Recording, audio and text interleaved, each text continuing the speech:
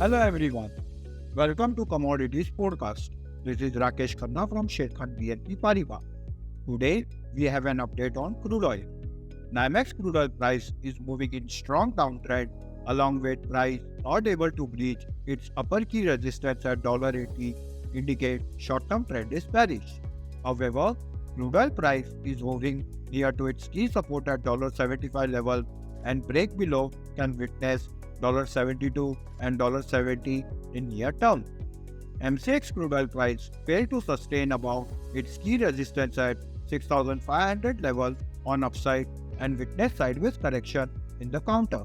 At present, crude oil price is hovering near to its key support at 6,250 level on downside and break below will drag the price till 6,000 and 5,700 level in near term. The price indicator is bearish. Thank you.